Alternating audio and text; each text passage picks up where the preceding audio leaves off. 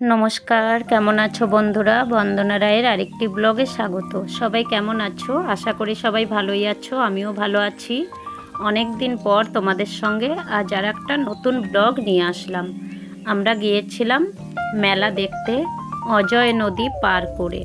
আর অজয় নদী পার করেছিলাম আমরা এইরকম হাঁটা পথে। পাশেই আছে কাটোয়া আজিমগঞ্জ ট্রেন লাইন। আর আমরাই ফুটপথ ধরে অজয় নদী পার করেছি। আর এখন আমরা যাব একদম পুরো একটা গ্রামের ভেতর দিয়ে মেঠো পথ পার করে মেলা দেখতে।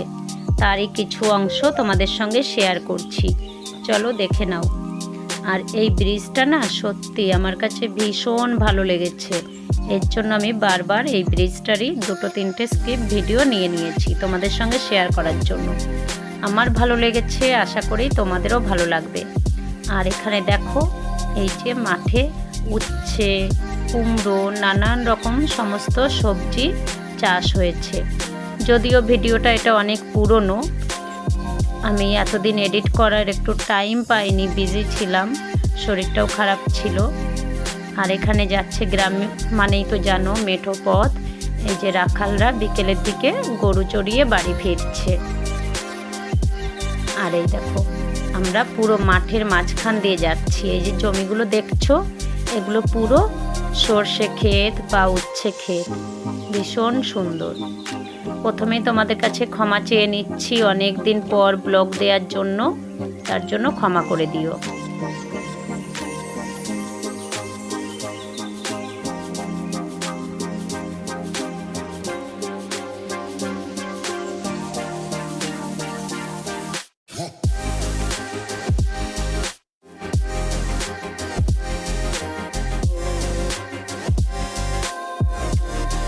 যেহেতু গ্রামের রাস্তা, মাটির মেঠো পথ, এর জন্য ফোনটা আমি ধরে আছি কিন্তু প্রচণ্ড পরিমাণে কাঁপছে। কয়েকটা আমার ভিডিও স্ক্রিপ্ট তো এত পরিমাণে কাঁপছিল আমার সেগুলো ডিলিট করতে হলো। আর এটা দেখতে পাচ্ছ, এগুলো হয়েছে তেওড়া শাক। আমার ভীষণ ফেভারিট একটা শাক, আশা করি তোমাদেরও এই শাক খুবই ভালো লাগে, পছন্দ করো। তা আমার বর এখানে দাঁড়িয়ে বলছে যাও কয়েকটা শাক তুলে নিয়ে আসো। এবার এই শাক এত পরিমাণে হয়ে আছে, লোকের জমি কি বলবে ঠিক নাই। আমি ভয়ে বলছি দরকার নাই বাবা চলো। আর এই দেখো আমরা আজকে পুরো মাঠের মাঝখান দিয়ে যাচ্ছি।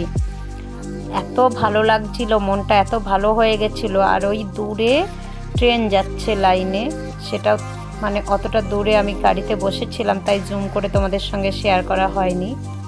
আশা করি আজকের ভিডিওটা তোমাদেরও অনেক ভালো লাগবে। আর এই দেখো পুরো মাঠ ধনে ফুলে ভর্তি, এটা হয়েছে ধনে ক্ষেত। আর এখানে এসে আমরাও একটু ভিডিও করে নিচ্ছি। এত সুন্দর ফুল দেখে সত্যি মনটা ভরে গেল। আর এখানে না হাওয়া বাতাসে পুরো এত সুন্দর ধনে সেন্ট ছড়াচ্ছে, কত ভালো লাগছে। আর এবার আমরা চলে এসেছি এই যে মেলায়। এটা হয়েছে দইদেব বর্গীতলা মেলা।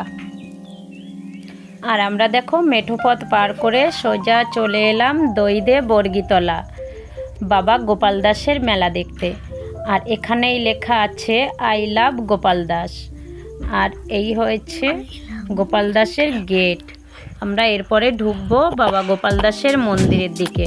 চলো আস্তে আস্তে ভেতরে যাওয়া যাক।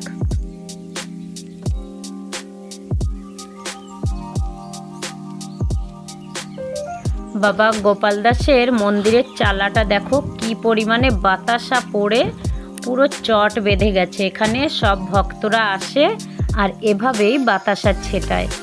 এই হয়েছে বাবা গোপাল দাসের মন্দির। আর ওই সাইডে আছে ভগবান রাম মন্দির। এই যে সব ভিড় দেখছো, ওইদিকে আছে ভগবান রাম। যেখানে বলে শিব থাকে সেখানে নাকি রামও থাকে, দুজনাই তো দুজনার ভক্ত, তাই। এর আগেও আমি বাবা গোপাল দাসের একটা ভিডিও করেছি, তখন বলেছিলাম যে আমি এই মেলা যখন হবে তখনও একবার এসে ভিডিও করে যাব। তা এখন আমি খুব একটা বেশি সময় পাইনি, হাতে খুবই অল্প সময় নিয়ে এসেছি। মেলারও কিছুটা অংশ আমি চেষ্টা করব দেখানোর। এই যে এইটা হয়েছে ভগবান রাম মন্দির, প্রচণ্ড ভিড়, এখন ওইদিকে যেতে পারলাম না।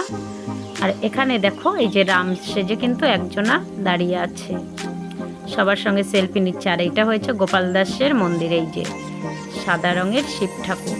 ইনি হয়েছেন বাবা গোপাল দাস।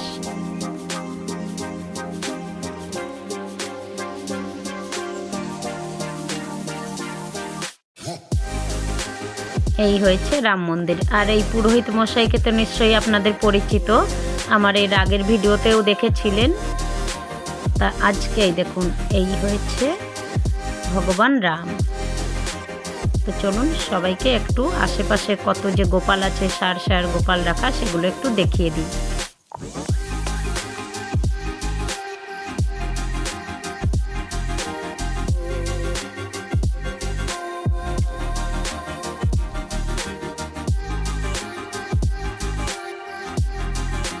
আর এই হয়েছে মন্দির চত্বর। এখানে হাজারে হাজারে সমস্ত ভক্তরা থাকে। এখানে সমস্ত ভক্তরা এসে এখানে থাকেন, সন্ন্যাসীরা এসে থাকেন। আর বাইরে বিভিন্ন জায়গায় নাচ গান হচ্ছে। আর এই মেলায় যদি আসেন আপনাকে কিন্তু 3 দিন কোনো অনাহারে যেতে হবে না। এই দেখুন সমস্ত ভক্তরা এখানে কত বাতাসা ফেলেছে। প্রথম দিন হবে চিড়ে ভোগ, তারপরের দিন হবে অন্নভোগ, তারপরের দিনে হবে ধুলোট। 3 দিন কেউ অনাহারে যাবে না। কথিত আছে এই রাম মন্দিরের পুজোর প্রসাদ নাকি 1 বছর আগে মাটির তলায় পুঁতে রেখেছিল। ভক্তদের 1 বছর পর সেই প্রসাদ তুলে খাওয়ায়। যেমন গরম প্রসাদটা নাকি মাটির তলায় পুঁতে রেখেছিল, সেরকম গরম প্রসাদই নাকি আবার 1 বছর পরেও পেয়েছে। আর এইখানে আমরা দাঁড়িয়ে একটু ভিডিও করে নিচ্ছি। বাবু তো সবসময় ছুটে ছুটে বেড়ায়, আর একা একা ভিডিও করছি। আর এইখানে দেখুন কত সুন্দর মেলার দোকানপাট বসেছে। বেশি ভিড়ের দিকে আর ভিডিও করতে দেয়নি, বলছে প্রচণ্ড পরিমাণে চোর, মোবাইল চুরি ফুরি হচ্ছে, এর জন্য আর ওইদিকে ভিডিও করতে পারিনি। আর এখানেও হরিনাম হচ্ছে, বিভিন্ন জায়গায় হরিনাম হচ্ছে, আর বিভিন্ন জায়গায় মহোৎসব দেওয়া হচ্ছে। আমরাও এসে এক জায়গায় ভোগ খেয়ে তারপরে মেলা ঘুরছি। তো আজকের ভিডিওটা আপনাদের সবার কেমন লাগছে সবাই একটু কমেন্টে জানাবেন। ভিডিওটা যদি ভালো লাগে তাহলে একটা লাইক করবেন, আর চ্যানেলটি সাবস্ক্রাইব করে পাশে থাকবেন। আর পাশে থাকা বেল বাটনটা টিপে দেবেন যাতে সবার আগে ভিডিও নোটিফিকেশন আপনার কাছে পৌঁছায়। আর আপনারা যারা এখন আমার ফেসবুক পেজ গ্রাম্য ঘরকন্যা ফলো করেননি, তারা অবশ্যই আমার ফেসবুক পেজ গ্রাম্য ঘরকন্যা ফলো করে দেবেন, ফলো করে আমার পাশে থাকবেন। আর এখানে দেখুন মেলা মানেই যে মিষ্টি মুখের কোনো আয়োজন থাকবে না তা কি আবার হতে পারে। আর এখানে দেখুন এই যে পাখির বাচ্চা, পাশে আছে গজা, খাজা, কত ধরনের। এই যে মিষ্টিগুলো আমার ভীষণ ফেভারিট, তাই এগুলোর লোভ আমি সামলাতে না পেরে সঙ্গে সঙ্গেই কিন্তু ভিডিও নিয়ে নিয়েছি।